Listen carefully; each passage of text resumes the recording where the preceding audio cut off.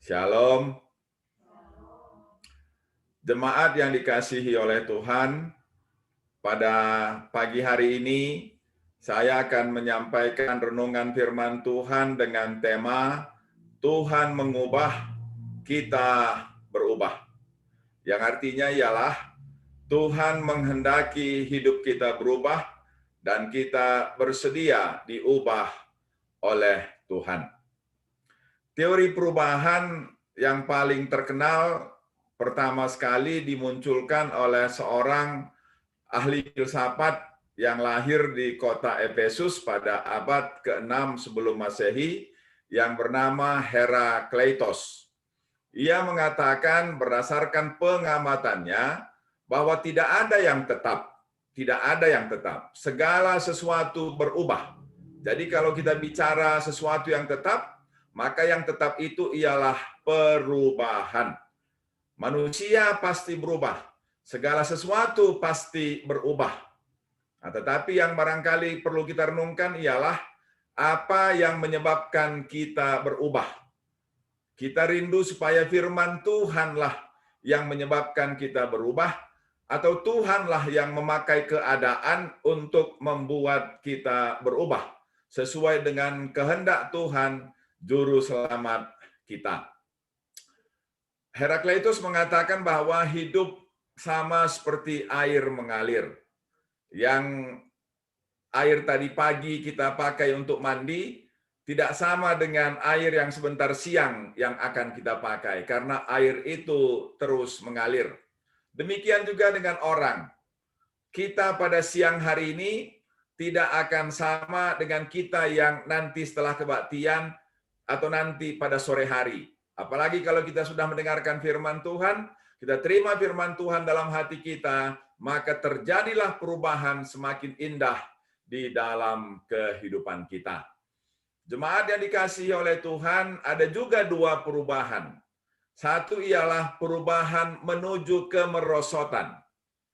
Ini adalah perbuatan iblis, perbuatan si jahat, bahwa yang dia inginkan ialah kita semakin merosot, semakin jahat, semakin jelek hari lepas hari. Tetapi perubahan yang kedua yang dari firman Tuhan ialah bahwa Tuhan terus ingin memperbaharui kita, menjadi lebih baik, dan menjadi lebih baik. Oleh karena itu, pagi hari ini kita akan melihat ada 3 perubahan yang Tuhan inginkan terjadi dan menjadi lebih baik di dalam kehidupan kita pribadi lepas pribadi. Yang pertama ialah perubahan karakter. Saya mengajak jemaat Tuhan untuk membaca firman Tuhan dari Yohanes 1 ayat 42. Yohanes 1:42. Demikianlah firman Tuhan. Ia membawanya kepada Yesus. Yesus memandang dia dan berkata, "Engkau Simon, anak Yohanes. Engkau akan dinamakan Kefas," artinya Petrus. Jadi Andreas membawa Petrus kepada Tuhan Yesus. Lalu menarik bagi saya ialah Tuhan Yesus memandang Petrus. Lalu dari memandang itu Tuhan langsung tahu bahwa engkau adalah Simon. Simon itu memang namanya Simon, tetapi di balik nama itu terkandung makna Simon itu sama seperti pohon bambu yang begitu gemulai, yang selalu bergerak ke arah angin berhembus. Kalau angin berhembus ke timur, maka dia akan mengikuti ke timur. Kalau angin ke barat, dia akan mengikuti ke barat. Atau barangkali sekarang ini disebut dengan orang yang tidak punya prinsip. Orang yang bergerak sesuai dengan situasi dan kondisi. Kemana saja angin bergerak, kemana saja situasi berubah, kesitulah dia kemudian berubah. Itulah gambaran Simon yang disebut oleh Tuhan Yesus ketika Tuhan memandang Simon. Lalu yang juga lebih indah ialah ketika setelah mengatakan engkau adalah Simon, Tuhan Yesus mengatakan engkau akan. Jadi kata akan itu ialah sesuatu yang akan terjadi kemudian. Sekarang engkau Simon, tapi sebentar nanti atau nanti kamu akan menjadi Kefas. Kefas adalah kebalikan dari Simon. Kalau Kefas itu adalah Petra batu karang.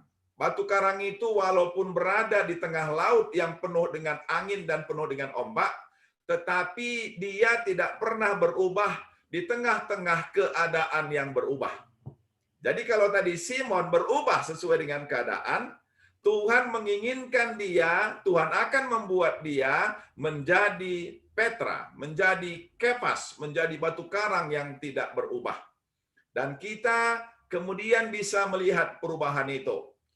Yang gambaran Simon itu adalah ketika dia bersama-sama dengan orang Yahudi, dia tidak mau makan makanan yang dipantangkan oleh orang Yahudi. Itu kasusnya di Galatia. Tetapi ketika dia berjumpa dengan orang bukan Yahudi, dia makan semua makanan yang dilarang bagi orang Yahudi. Jadi tergantung sikonnya, dengan siapa dia berada, begitulah kemudian gaya hidupnya. Tetapi dia menjadi Petra, ketika kita lihat dalam Kisah Para Rasul, ketika mereka diancam oleh tua-tua Yahudi, maka Petrus katakan, sekarang pilihlah bagimu, katanya. Apakah kami lebih taat kepadamu atau lebih taat kepada Allah? Tapi kami putuskan, kami lebih taat kepada Allah daripada kepada manusia. Dan kemudian pada akhir hidupnya, pada masa pemerintahan Kaisar Nero, ketika dia diancam untuk meninggalkan menyangkal imannya, dia katakan, aku pilih tetap percaya kepada Tuhan. Dan ketika kemudian dia salibkan, dia minta supaya dia disalibkan terbalik. Karena kalau dia disalibkan kepala ke atas, itu sama dengan Tuhan, dia merasa tidak terhormat, tidak seterhormat Tuhan. Maka dia minta kemudian disalibkan terbalik. Inilah yang dikerjakan oleh Tuhan pada seorang yang bernama Simon, kemudian menjadi Petrus.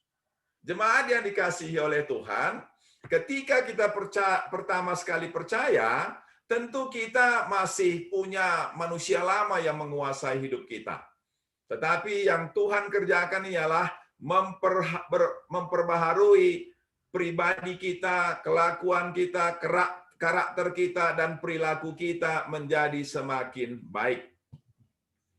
Dulu ketika saya lahir, orang tua saya memberi nama saya, inilah yang kami kehendaki. Edi, inilah Suranta, sura-sura kami atau keinginan kami. Jadi inilah anak yang kami harapkan nanti akan membahagiakan kami. Tetapi ketika masih dalam kandungan, saya sudah membuat masalah karena saya sungsang, dan kemudian sejak kecil juga sering membuat masalah. Sampai kemudian saya berjumpa dengan Tuhan, barulah kemudian ibu saya melihat saya, Edi Suranta. Inilah anakku yang menggembirakan hatiku. Kalaupun belum masak nasi dan ikan pukul 12 siang, saya tidak lagi lempar piring, tapi saya sudah lebih sabar. Jadi inilah yang harus terjadi pada kita. Kalau kita sudah mengenal Tuhan beberapa tahun, atau sudah digiki beberapa tahun, maka haruslah ada perubahan karakter. Kalau dulu pernembeh, karena kita orang Karo kan keturunan raja, pernembeh ciri khasnya. Sekarang apakah kita masih pernembeh? Apakah kita masih mudah tersinggung? Apakah kita mudah menyerah karena keadaan? Kalau kita masih mudah menyerah, kita berubah semakin buruk. Tapi kalau kita sudah, ya walaupun tersinggung, ya nggak apa-apalah, mungkin dia belum mengerti apa yang dia lakukan. Aku mau tiru perkataan Tuhan dari atas kayu salib. Ampunkanlah mereka Tuhan, karena mereka belum mengerti apa yang mereka lakukan. Jangan sampai kita masih dengan kelakuan lama, gaya lama. Tersinggung sedikit kepada teman, tidak lagi ke persekutuan, tidak lagi ke gereja. Atau kalau ada yang bersaksi, karena kita tidak suka dengan kesaksian orang tersebut, kita pergi dan keluar. Betapa beraninya kita menghina Tuhan dengan perbuatan kita. Jadi kalau hidup kita tidak berubah, ya nasib kita tidak berubah juga. Jangan kita katakan, ugalah maka bagian tetap seranang geluh. Periksa diri kita, koreksi diri kita. Sudahkah kita berubah seperti yang Tuhan kehendaki? Jangan kita tuntut Tuhan memberkati kita, tapi kita tidak mau diubahkan oleh Tuhan. Oleh karena itu, pagi ini, semua kita yang masih hidup lama, gaya lama, berubahlah. Kalau yang masih merokok, berubahlah, jangan lagi merokok. Jangan biarkan nanti Tuhan menghukum kita, rusak paru-paru kita karena kita masih mekeng, mukung, keras kepala, tidak mau berubah. Padahal ada teori perubahan. Tading kita pagi arah lebih. Firman Tuhan sudah bilang, yang nanti terdahulu menjadi yang terkemudian karena tidak mau berubah. Saudara-saudara yang dikasihi oleh Tuhan, pada masa pandemi ini kemudian terjadi perubahan yang sangat bermakna di Sekolah Tinggi Alkitab Tiranus. Kuliah tidak lagi on-site, tapi kuliah sudah online. Kalau sudah online, maka kita mau tidak mau belajar. Paling tidak Zoom lah. Lalu yang kedua, belajar membuat video. Saya sudah merasa cukup dulu, tapi tidak cukup. Yang muda-muda, bahkan mahasiswa, sudah jago-jago membuat video. Anak-anak remaja kita, anak-anak sekolah minggu kita sudah jago membuat video. Saya membuat video 1 hari, berulang-ulang, gagal lagi, coba lagi, mengeditnya lagi, gagal lagi. Saya mau minta bantuan Stefani, tapi malu juga karena Stefani sibuk. Akhirnya saya belajar mengedit. Walaupun kualitasnya tidak sempurna, tapi saya harus berubah atau saya akan ditinggalkan. Akhirnya saya bisa juga memasukkan 3 video saya ke YouTube resmi Sekolah Tinggi Alkitab Tiranus. Oleh karena itu, saudara-saudara yang dikasihi oleh Tuhan, jangan keraskan hati kita. Berubahlah. Jangan lagi kita merasa karena kesombongan kita, Tuhan tidak bisa memakai kita. Tapi kita harus merendahkan diri, supaya kita bisa dipakai oleh Tuhan dengan heran dan luar biasa. Inilah yang pertama yang harus kita ubah. Karena Tuhan mau mengubah kita seperti Tuhan mau mengubah Simon menjadi Kepas, menjadi Petra, maka Tuhan pun mau mengubah kita dari orang yang tidak berguna bagi orang lain menjadi orang yang sungguh berguna bagi orang lain. Kita ingat kisah Onesimus. Sebelum dia bertobat, dia selalu menjadi benalu bagi tuannya Filemon. Suka mencuri, malas kerja, selalu mengelak dari tanggung jawab. Tetapi setelah dia bertemu dengan Tuhan melalui Rasul Paulus di penjara di Roma, dan dia kemudian direkomendasikan oleh Paulus untuk kembali bersama-sama dengan Filemon. Tapi yang Paulus katakan ialah bahwa yang sekarang Onesimus ini Onesimus yang baru. Dia sudah menjadi manusia baru, tidak lagi mencuri, tidak akan lagi menyusahkan engkau, tapi menyenangkan engkau. Oleh karena itu, jemaat yang dikasihi oleh Tuhan, yang pergelut kita bilang no way, yang pergelut pergi dari hidupku. Yang tersinggung, pergi dari hidupku. Yang malas-malas, mudah menyerah karena kesulitan pekerjaan, pergi dari hidupku. Aku mau menjadi manusia baru. Kalau yang masih berbohong, katakan, pergi dari hidupku berbohong. Tidak mau merugikan orang lain lagi dalam hidupku. Aku mau menjadi berkat bagi sesamaku. Kalau masih ada yang berkata-kata, menyinggung perasaan orang lain, menyakiti hati orang lain, maka saat ini katakanlah, pergilah dari dalam hidupku. Aku mau menjadi manusia baru. Karena Tuhan mau mengubahku dan aku pun mau berubah. Ini perubahan yang pertama. Lalu perubahan yang kedua ialah perubahan status sosial.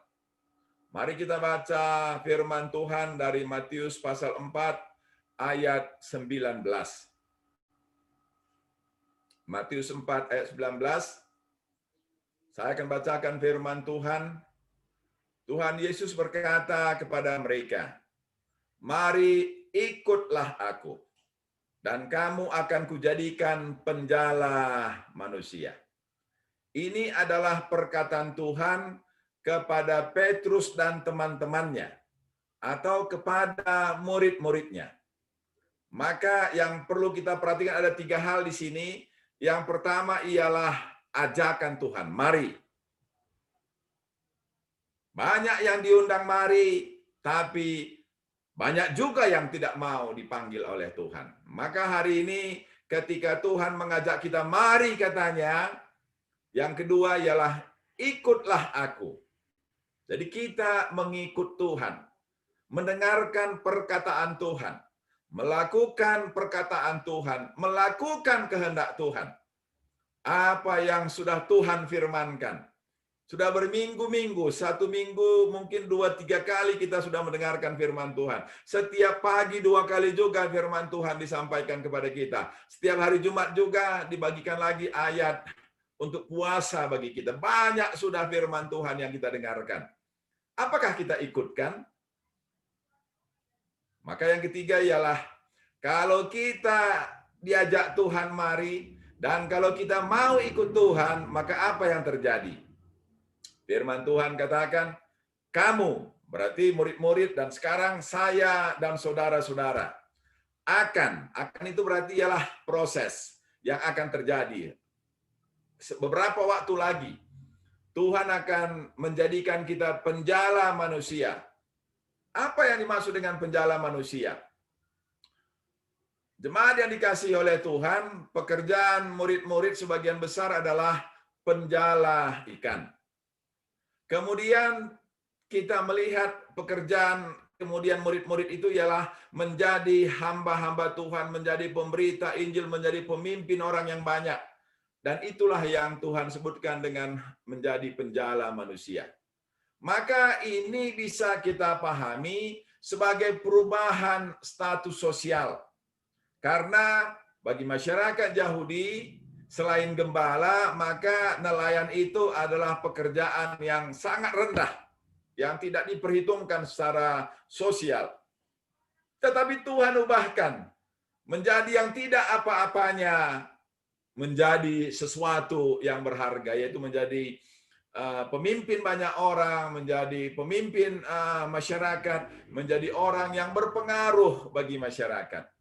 Jadi inilah yang Tuhan kerjakan bagi murid-murid. Dan ini juga lah yang Tuhan inginkan terjadi pada kita.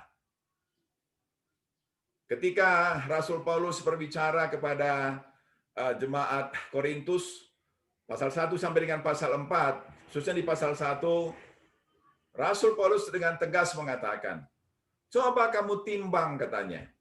Sebelum kamu menjadi percaya kepada Kristus, siapakah kamu di tengah-tengah masyarakat? Kamu orang yang tidak diperhitungkan. Kamu bukan siapa-siapa di tengah masyarakat. Tetapi setelah kamu menjadi percaya, kamu menjadi orang yang terpandang di tengah-tengah masyarakat. Itulah yang Tuhan kerjakan. Bukan hanya pada murid-murid, bukan hanya pada jemaat-jemaat Korintus, tapi juga pada jemaat Giki yang mau mengikut Tuhan, mendengarkan firman Tuhan, dan melakukannya. Tuhan akan membuat kita dari yang tidak ada apa-apanya, atau orang bilang dari pecundang menjadi pemenang, dari yang nothing menjadi yang something, dari yang tidak berharga menjadi sesuatu yang berharga. Kan beberapa kali pendeta Noah cerita juga bahwa dulu dia supir angkot, itu kan seperti penjala ikan lah itu ya, hanya main mesin aja lah ya. Tapi kemudian sekarang menjadi pemimpin jemaat. Dan inilah yang Tuhan inginkan, saudara-saudara yang dikasihi oleh Tuhan. Oleh karena itu, ini jugalah kesempatan bagi kita untuk mengevaluasi diri. Kalau saya jumpa dengan teman reuni SMA saya, atau SMP saya, atau SD saya, kira-kira bagaimana? Dulu ketika tahun 93, ada teman Mercy atau Temi datang dari Medan, kalau saya nggak salah dari perumahan Mandala. Rupanya dulu pernah pula kami sama. Dan dia terkejut ketika kemudian Temi dan Mercy perkenalkan, inilah pendeta kami. Ih, ini Edi, ini temanku nakal ini katanya. Tetapi sudah berubah. Jangan sampai nanti jumpa kita teman kita yang lama, ikam, si gel-gel dengan kap, lalit perubahan apa-apa. Bagaimana bisa berubah? Maulah kita diubah oleh Tuhan. Kalau Amsal katakan, rajinlah kita bekerja, ya tentu kita harus rajin bekerja. Supaya melalui pekerjaan kita itu, kita bisa mencukupkan kebutuhan diri kita, menyekolahkan anak-anak kita, dan bahkan bisa menjadi berkat bagi orang lain. Inilah yang Tuhan kehendaki. Bagi setiap orang yang mau ikut dengan dia. Adalah perubahan-perubahan di lingkungan sosial. Saya ingat dulu ketika tahun 85 saya percaya, kemudian ya saya rajinlah membaca Alkitab. Ada om saya, bapak tengah saya, tapi waktu itu dia sudah pensiun dari Bupati Deli Serdang. Nah, kalau misalnya ada runggu-runggu gitu dengan bapak saya atau dengan saudara-saudara saya yang lain, kalau kadang-kadang diskusi itu macet, ya si sungguh lebih dia endang gue udah tutus katain aku Tuhan. Nah, saya waktu itu terkejut juga dan bangga karena bapak tengah saya ini seorang haji. Tetapi begitulah dia melihat ada perubahan dalam kehidupan saya, sehingga di runggu itu saya menjadi sesuatu. Jemaat yang dikasihi oleh Tuhan, biarkan Tuhan mengubah saudara. Supaya saudara di tengah-tengah masyarakat berguna, bermakna bagi masyarakat. Ada tempat duduk bagi saudara, karena firman Tuhan memenuhi hati dan pikiran saudara.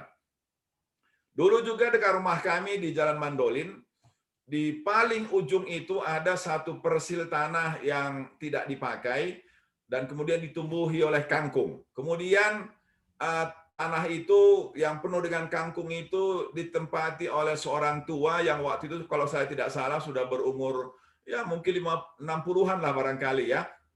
Dan dia pagi-pagi selalu menjualkan kangkung itu naik sepeda ke pajak sore. Dia tidak punya sesuatu lah yang berharga ya karena hanya berada di gubuk, jual kangkung. Tapi kalau di persekutuan sektor 2A di Jalan Mandolin dan Pasar Baru, dia selalu menjadi tempat bertanya. Mengapa? Karena dia banyak waktunya dan rajin sekali membaca Alkitab sehingga setiap kali dia berbicara itu memesona dan menarik hati orang-orang di Mandolin dan di Pasar Baru, yang itu ada kolonel, mantan-mantan administrasi kebon, ya orang-orang hebat lah. Tetapi mereka terpesona dengan seorang tukang kangkung. Kenapa? Karena tukang kangkung itu ikut Tuhan dan membiarkan firman Tuhan tinggal dalam hatinya, sehingga status sosialnya di lingkungan Mandolin dan Pasar Baru itu naik. Dan inilah yang Tuhan inginkan Bapak Ibu Saudara-saudara. Kalau kumpul sesama driver, kalau kumpul sesama warung, atau kalau kumpul sesama pekerja di entah apapun pekerjaan kita, kira-kira di mana tempat kita dalam kumpulan itu? Kira-kira didengarkankah kita atau tidak? Kalau kita belum didengarkan, karena kita belum mendengarkan firman Tuhan. Kalau kita mau didengarkan, dengarkan firman Tuhan, lakukan firman Tuhan.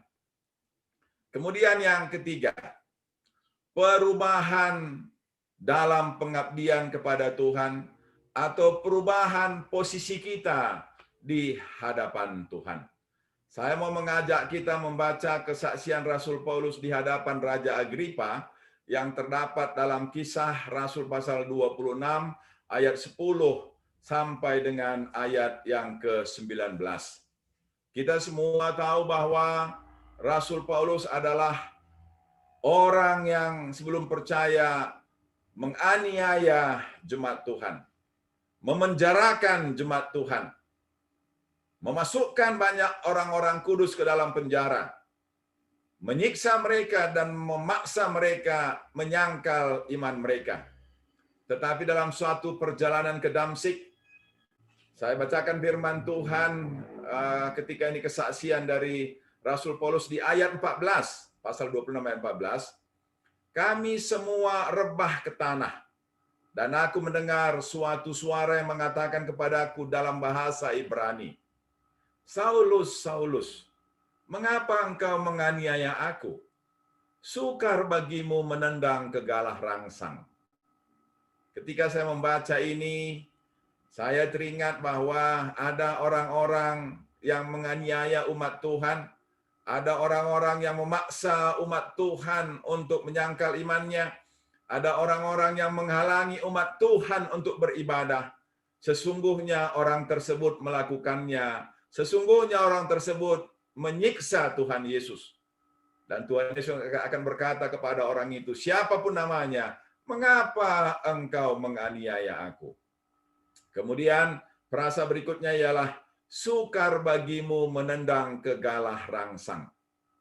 Saudara-saudara yang dikasihi oleh Tuhan, sukar bagimu menendang ke galah rangsang. Barangkali kalau kita yang pernah di kampung, kalau kita pernah lihat kereta lembu atau kereta kerbau, maka di leher lembu itu ditaruhkan satu alat yang masuk ke leher lembu atau kerbau itu, lalu ada tiang di kiri kanannya, lalu di belakang lembu atau kerbau itu ada kemudian teras. Kalau kita duduk di kereta lembu itu, itulah menjadi tempat pijakan kita. Dan itu dekat sekali dengan kaki kerbau atau kaki lembu. Kalau pertama lembunya itu dipakaikan keretanya itu, maka dia suka menendang-nendang, protes atau memberontaklah dari kerangkeng kereta yang diberikan kepadanya. Tetapi walaupun dia menendang-nendang, ya hanya melukai kakinya karena teras itu terdiri dari papan yang cukup tebal. Jadi nggak ada gunanya dia menendang-nendang, hanya akan menyakiti kakinya. Kira-kira itulah yang Tuhan Yesus maksudkan. Melawan pun kita, memberontak pun kita, tidak akan ada gunanya. Ini dipahami betul oleh seorang bernama Agustinus yang hidup pada abad ke-5. Dia ingin lari dari Tuhan, dia ingin memuaskan hidupnya, mencari kebahagiaan di dunia ini. Tapi semua sia-sia. Dia dapatkan semua yang ada disediakan dunia ini, tapi satu yang dia tidak dapatkan, yaitu damai dan sejahtera. Oleh karena itulah dia mengatakan, aku tidak akan menemukan damai sejahtera sampai aku bertekuk lutut di hadapanmu. Tidak ada dimanapun damai sejahtera kecuali di dalam engkau. Itu yang dikatakan oleh Agustinus. Kemudian ayat 15, tetapi aku menjawab, siapa engkau Tuhan? Kata Tuhan, akulah Yesus yang engkau aniaya itu. Ayat 16, tetapi sekarang bangunlah dan berdirilah. Aku menampakkan diri kepadamu untuk menetapkan engkau menjadi pelayan dan saksi. Jemaat Tuhan, ini sesuatu yang penting yang ingin saya sampaikan kepada kita semua. Setiap kita, Tuhan ingin menetapkan kita untuk menjadi pelayan dan saksi. Kita bukan hanya menjadi penikmat. Jadi jangan, aku jadi jemaat sajalah, menikmati saja, tenang-tenang saja. Tidak. Tuhan mau supaya kita terus maju dari jemaat biasa, menjadi pelayan, dan menjadi saksi. Mula-mula kitalah yang beribadah. Tapi sama seperti kepala penjara Filipi, anak istri kita pun kita bawa untuk datang kepada Tuhan. Jangan hanya diri kita, tapi seisi keluarga kita bawa kepada Tuhan. Lalu yang berikutnya ialah orang-orang di sekitar kita pun kita bawa untuk datang kepada Tuhan. Jangan biarkan hari terus berjalan sampai nanti kemudian kita sampai pada titik kita menghadap Tuhan. Tuhan akan bertanya kepada kita, apa yang telah engkau lakukan setelah aku memberikan napas kehidupan kepadamu? Maka yang Tuhan tanya itu. Dan Tuhan tidak mau kita hanya menjadi penikmat saja, tapi Tuhan mau kita menjadi pelayan dan saksi. Dan kemudian Rasul Paulus katakan pada ayat 19, sebab itu ya Raja Agripa, kepada penglihatan yang dari sorga itu, tidak pernah aku tidak taat. Tidak pernah aku tidak taat. Oleh karena itu, jemaat yang dikasihi oleh Tuhan, hari ini firman Tuhan sampai kepada kita semua. Janganlah tetap posisi kita di hadapan Tuhan. Saya percaya kepada Tuhan, tanggal 4 Mei 1985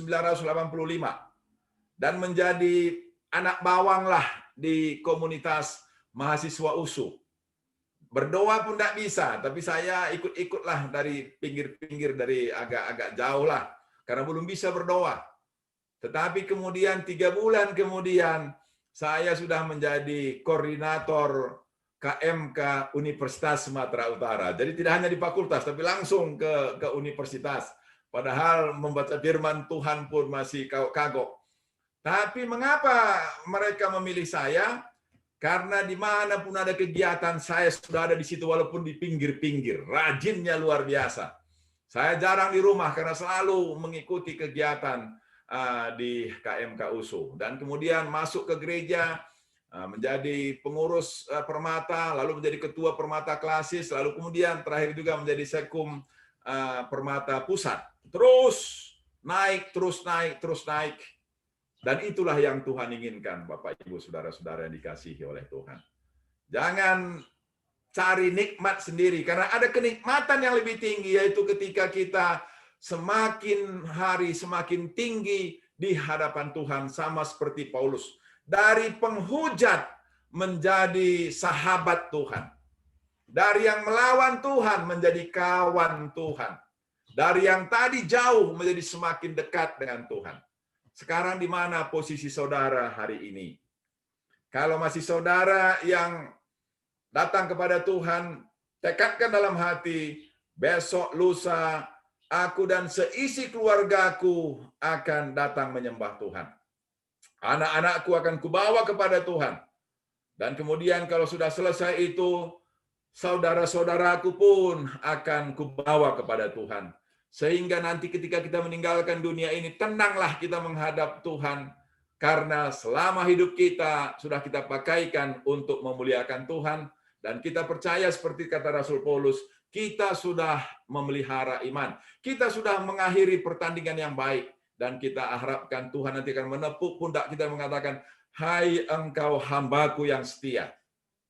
Engkau sudah setia selama hidupmu, maka terimalah kerajaan ini dan ikutlah dalam kebahagiaan Tuhanmu. Itulah pada pagi hari ini firman Tuhan yang sampai kepada kita, jemaat yang dikasihi oleh Tuhan. Keadaan terus berubah. Tidak akan ada yang bisa menghalangi, karena Tuhan pun menginginkan perubahan. Jangan berubah menjadi semakin buruk, tapi berubahlah sesuai dengan kehendak Tuhan. Berubahlah oleh pembaharuan budimu. Itu kata firman Tuhan. Berubahlah karakter kita. Jangan lagi kita menjadi orang yang dihindari karena selalu menyakiti hati orang. Tapi hendaklah kita menjadi orang yang dicari, karena setiap kali orang mendengarkan kita malam atekala begiken cakapta. Lalu yang kedua, berubahlah status sosial kita. Janganlah kita terus menjadi pecundang, orang yang tidak punya harga apa-apa pun di tengah-tengah masyarakat. Tapi hendaklah kita menjadi orang yang berguna bagi masyarakat di sekitar kita. Dan yang ketiga ialah, marilah terus tingkatkan posisi kita di hadapan Tuhan. Jangan hanya menjadi penikmat saja, tapi marilah menjadi pelayan Tuhan. Dan menjadi hamba Tuhan, menjadi penginjil artinya adalah orang yang memberitakan Injil dan orang yang membawa orang lain percaya kepada Tuhan. Tidak harus jabatannya penginjil, tetapi adalah orang yang suka menceritakan Injil Tuhan, dan orang yang menuntun orang lain untuk datang kepada Tuhan. Tuhan Yesus memberkati supaya firman-Nya menguasai hidup kita dan menuntun kita sungguh-sungguh, mengubah kita, dan kita pun berilah diri kita diubahkan oleh Tuhan. Amin.